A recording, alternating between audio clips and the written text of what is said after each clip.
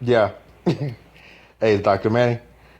Let's see. Obviously, I'm gonna give Facebook some time to do what Facebook do. Let's see. Okay, I've been patient. Good.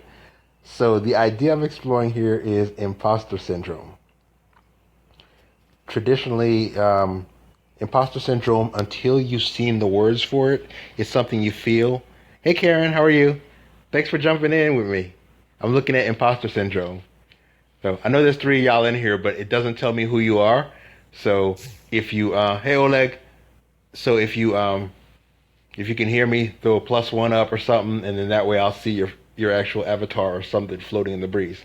So I'm diving into the concept of imposter syndrome. Imposter syndrome is the kind of thing where you don't, until you've seen the words, you don't crystallize it into an idea that you can recognize it and identify with it and be like, wow, I'm doing that. That fits what I'm feeling.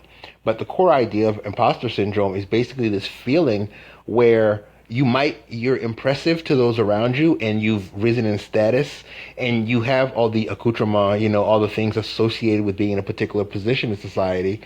And yet you feel like a liar and you feel as if you're faking it. It may be that you're a physician, an attorney, a well-known entrepreneur, or a public figure.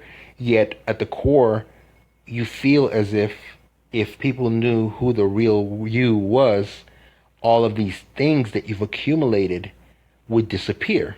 Now, for the psych folks, we recognize this as an ego function. Basically, this is the whole concept of an accumulation of cultural rules within your self model that you use to judge yourself against a set of expectations that you feel that you should meet in order to be successful, in order to be worthy, in order to be well compensated, in order to just be an ideal model citizen. The problem with that, though, is culturally, um, more and more people are finding that the definition of success is not so much these symbolic material accumulations, but the degree of alignment, integrity with your core self, the degree to which you have taken the time to get to know yourself, um, explore what it is you're truly passionate about, unlearn a lot of the cultural conditioning, and see what would be a thing that if you were doing and contributing to society, you would be as passionate at doing it as they would be at receiving it. So behind imposter syndrome is a feeling that that emotionally you're not in alignment. Excuse me. You you're pouring out. Hey Kim. So you're pouring out. You're contributing, but your area of contribution, it might be hard for you. It might be frustrating for you. It might very well be just the way you're looking at it that leads you to feel as if people knew what I was thinking, they would not want me to be here. Sorry, I've got this cough. This spring is gonna kill me for sure. So what happens is, if you have that feeling, that imposter syndrome at the core, then in the end you have this certain guard up to intimacy. There are elements of you, intricacies and elements of passion that aren't available for others to connect to, that aren't being expressed in such a way as to create a signal or like as to put a beacon out there. So the resolution of imposter syndrome is basically, again, taking the time to do some introspection. I swear, if I die on this Facebook live audio from pollen, y'all should really like come looking for me or something, right? Um, um, it's the strangest secret. I'm reading Oleg's post right now about success. I've seen a video called "The Strangest Secret," where the speaker said that success is the progressive realization of your goals. Yeah, I like that. But what a lot of people, when they're setting their goals, goals are usually set to meet a need. And what a lot of people, if they don't have their developmental needs met, they end up developing a set of values that are more introjected in an attempt to um, appease parents, make parents proud, make society proud. These are what they call ego based, where you pursue status as opposed to pursuing a sense of connectedness to, quote, the universe when you're working. So, what ends up happening is a person within they don't get the chance to, if when you take that pathway, you don't get the chance to grow into a level of proficiency at whatever field you chose. The reason is developmental needs. I would say I'm not going to dig into them right now. Give me a couple minutes. Yeah. So, and I'll see if I can fit them back in the context. So, at the core, what happens is if you're not getting these goals, if well, your goals are set based on the needs you have. So I'll circle back, Oleg, right now and look at the developmental needs. At earlier stages in your life, you're dependent on your parents to provide a set of things. On a physiological level, those things could be food, warmth, a sense of safety. And so you assume that you have those things because if you didn't, you would have come up a certain way neglected. Now, various people don't get those things. They do come up neglected. But even deeper and further and more commonly neglected needs are the need for attention, the need for validation, needs that our parents, because of the way the culture framed it, didn't, or their socioeconomic position at the time, they weren't aware of. So parents might have been busy trying to provide what they perceive as what parents should provide, and they weren't home often enough to provide acknowledgement needs. Parents may not have had a certain amount of education, and as such, they projected their insecurity about education onto sort of a rigid, guilt-based pushing of their kids towards learning more than they did so they can get further than they did. All that results in what's called introjected values and injunctions. Basically a caricature type view of what it means to be in a certain position or role in society based on what your parents understood to mean and what they imagine it to be like. So you're pursuing this imagined idea. Hey Charmaine, how are you? I'm sorry for coughing and choking, y'all. That's super rude. But I'm still breathing, so word for that. So essentially what ends up happening is you end up, when values are introjected, in addition to that, you end up with another place where you end up trapped, is what's called a set of injunctions. Your parents gave you a set of rules for operating in reality based on how far they were able to get. So a lot of times, what you perceive to be principles of living were really preferences your parents had based off their limited exposure to the world as far as they could get. These rules are often a bit rigid, especially if you had parents who were more authoritarian. Is it authoritarian? Yeah, that's the word. As opposed to parents who were more nurturing and encourage you to explore and inquire. Now, if you were trying to please an authoritarian parent, you probably came up based off these rigid rules, internalize them as expectations of what you would be like as successful. Now, you also adopted a set of rules that were probably somewhat illogical. So when you get out in the world and you've actually reached a position where they aspired for you to get, there's a bit of a limitation in your flexibility of taking in this new information. So this is where the imposter syndrome kicks in. This is where you start to feel like these expectations you can never reach because the expectations were not specified in an attainable goal-like manner. They weren't SMART goals, to use the geekery. It wasn't a what by when. It was just a one day when and it might have been academic. Like a lot of parents triggered us to be perfectionists because they want us to get perfect scores and everything in this small microcosm of competition.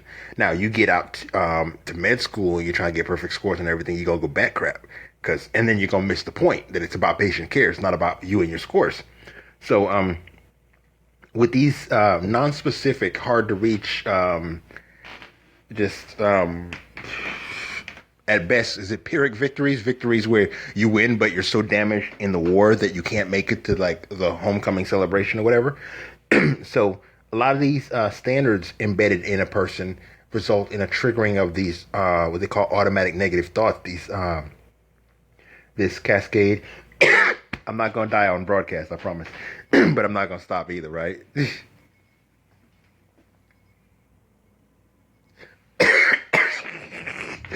Yeah. So you have this cascade of what are called automatic negative thoughts, and really calling them automatic negative thoughts constrains your ability to think about them and imagine them. They're the thoughts your brain burps up, but just as many automatic positive thoughts could be embedded in your thought process if you took the time to condition who you are. So with the imposter syndrome, what you end up dealing with is as you're coming up against these limiting beliefs, these edges of your understanding of reality, you stay there and you're not able to question them effectively, because as you come up against this resistance, you trigger a lot of guilt scripts, a lot of shame scripts, a lot of sets of rules that were put in there at a place where the topics got pretty contentious to your parents or whoever was bringing you up. So these are not areas that you can really think through.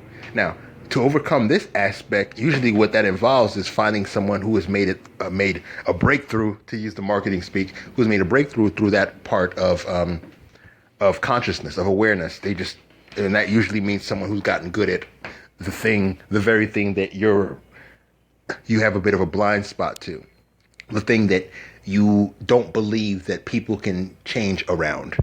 Often this is around personality aspects, habits, beliefs, just ways of doing things that you've gotten ingrained and identified with, that if you were to let go, you'd be able to become a more authentic you.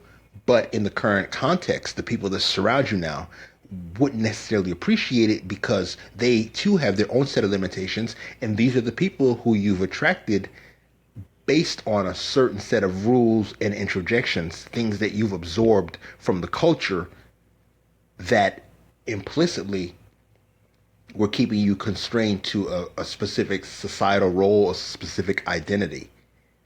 So, so key to notice there is that this is particularly a hard thing to overcome when you are in a high performing field, a field where you don't know the majority of the info, a field where there's always going to be a barrage of expertise there to threaten your validity of your opinion, or not even your opinion, threaten the validity of your suggestion. Hey, Esther, how are you? So, in the end, what you're looking at is by clarifying your values so that you're able to understand when you're up against this what they call cultural tension, when you're hitting a wall where it's not that you need to work harder or get better, or that you need to feel ashamed or be less of you as you want to shine.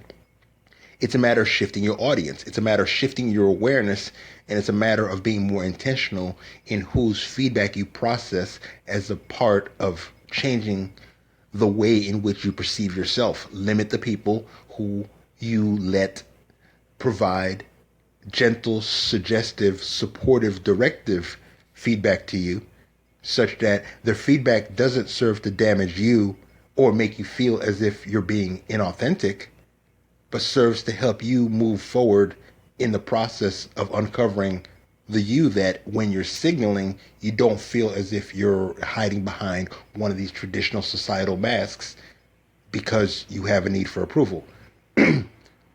What that also does is relieves your need for comparison, because once you're doing authentic self, it doesn't matter if other people are doing authentic self better than you in their lane, because that's their lane. You're doing you in your lane, you're expressing yourself. And with that signal, the people to whom you are most beautiful, most valuable, most relevant, most resonant will show up. As opposed to if you're trying to feed in someone else's pond. If you're in someone else's pond, and this includes if you're competing for a promotion in a scarcity-based environment, what you essentially are going to be doing is constraining, limiting, hiding, and feeling kind of negatively about aspects of yourself that very well could be your strengths if nurtured, expressed, refined and grown into like an appreciated skill, but in a different circle, in a different tribe, in a different audience. So, thing about it is your audience exists in your mind. So, the resolution of imposter syndrome in a large part is going to hinge on reframing who you perceive yourself to be, and as such, who you turn to is a to whom. So to whom you turn in an effort to seek external validation, an effort to see a reflection of yourself, because each individual is only able to reflect the elements of you which are aligned with their values. That meaning, in order to be able to experience elements of yourself that are not consistent with your tribe of origin, the people who you grew up with, the people who watched you work on the craft, sat through piano recitals, although they didn't really appreciate the extreme nuances of your progress, but they were there kind of like, good job, you're more piano recitals. Good job, you won these awards for it. Those people, as you hit a certain level of mastery of your craft, won't necessarily be able to appreciate that it's taking increasing hours to make increasingly minuscule changes in the thing that you're passionate about, and they are probably blind about, or probably have lost interest, gotten bored, disconnected, and as such don't want to hear your hours and hours of thoughts, insights, and diatribes. So, a large part of imposter syndrome resolution involves finding a better mirror, finding people to reflect you who are also in pursuit of the ideal which you hold dear, whose values are aligned to you. And it's not about closing other people out. It's just about recognizing who needs to be people you just hang out with and who you need to pursue a bigger mission with, because they can see and be synergistic with the vision. So to me, that's about everything I can think of around the concept of imposter syndrome. So, yeah, good. Dr. Manny, I'm out. Thanks for listening, y'all.